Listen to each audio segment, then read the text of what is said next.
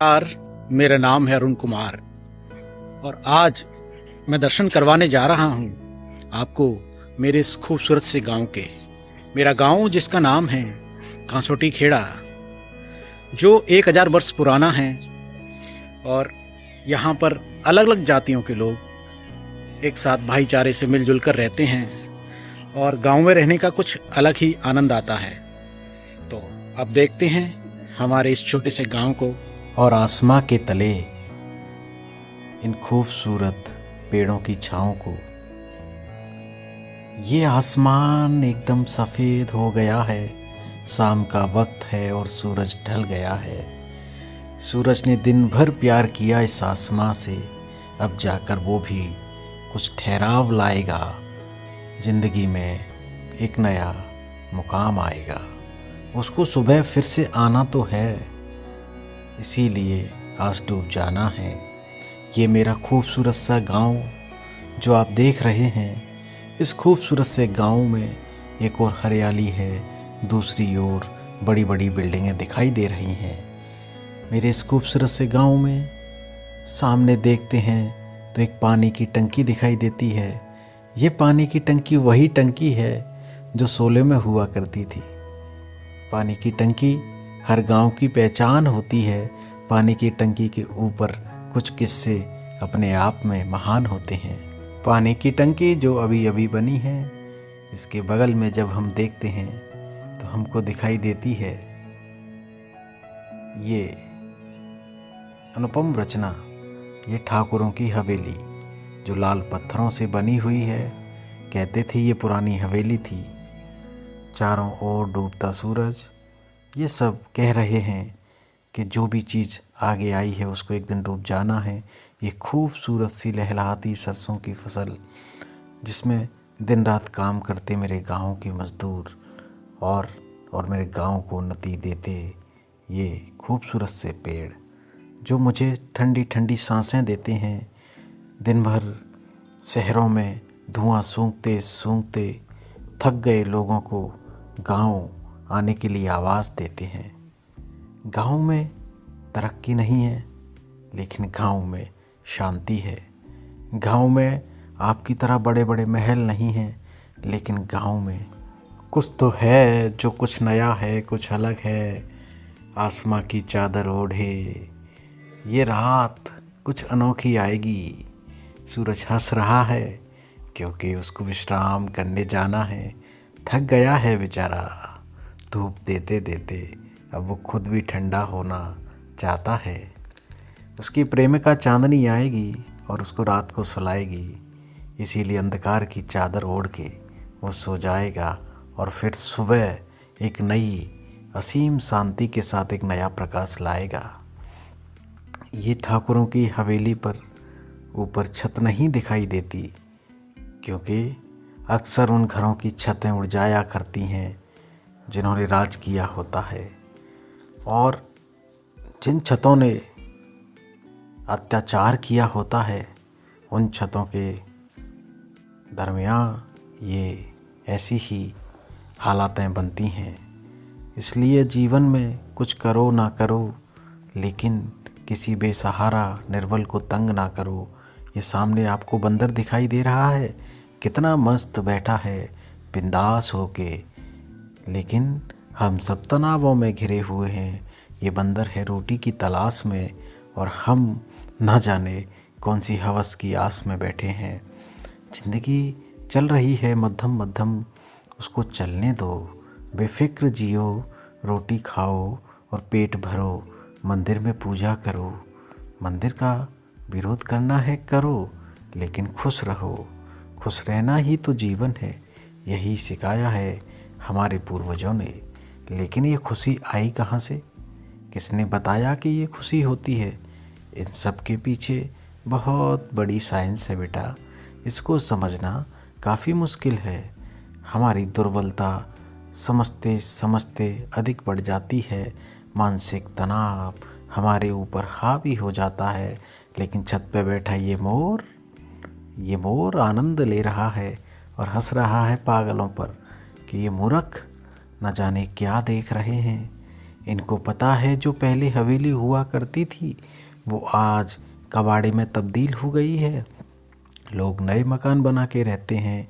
ये गांव जिसमें चारों ओर पाटूर दिखाई देती थी आज बड़े बड़े आलीशान घर दिखाई दे रहे हैं। लेकिन एक दिन आएगा जब ये घर भी टूट जाएंगे और एक अलग तरह की बिल्डिंगें बनेंगी।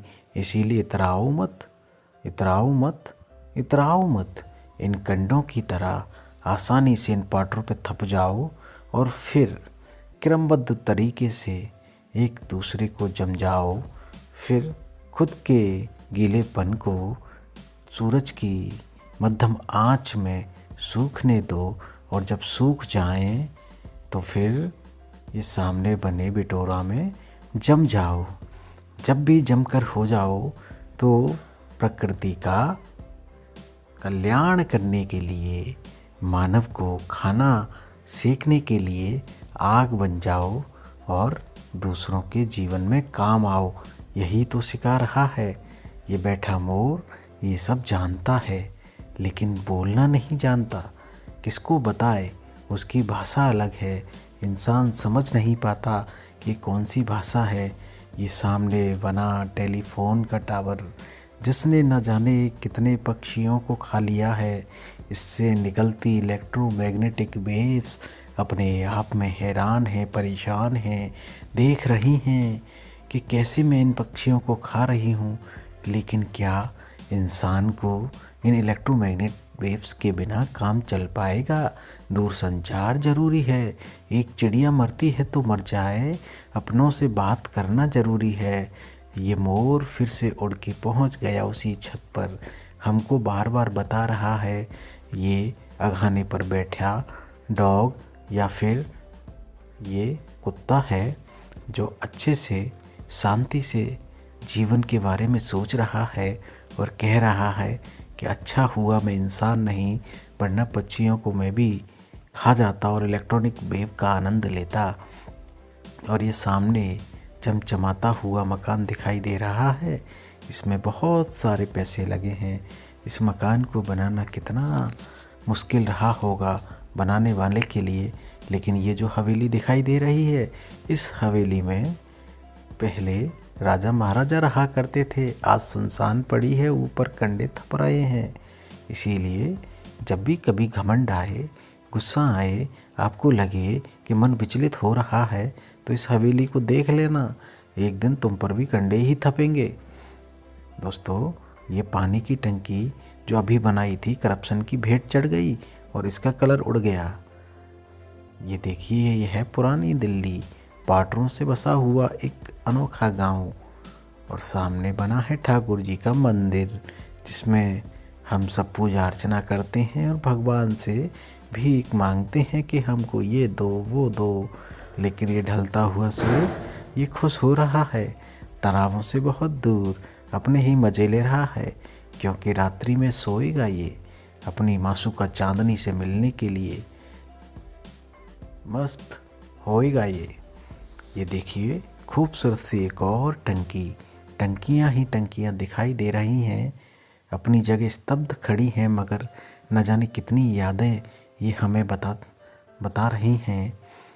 चारों तरफ पेड़ हैं, पेड़ जो हमें ऑक्सीजन देते हैं और कार्बन डाइऑक्साइड हमसे लेते हैं।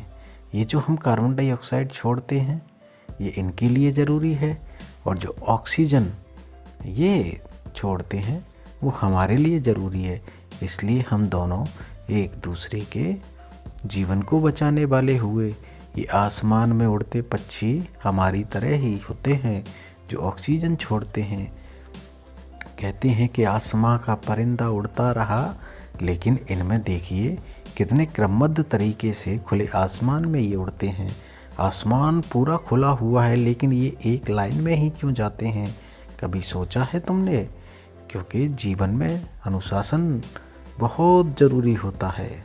अगर हम पंक्तिबद्ध तरीके से चलेंगे तो एक दूसरे से ना भिड़ेंगे, और जब एक दूसरे से ना भिड़ेंगे तो रास्ते में कोई अड़चन, कोई परेशानी हमें नहीं आएगी और ज़िंदगी हमारी बिंदास यूं ही गुजर जाएगी।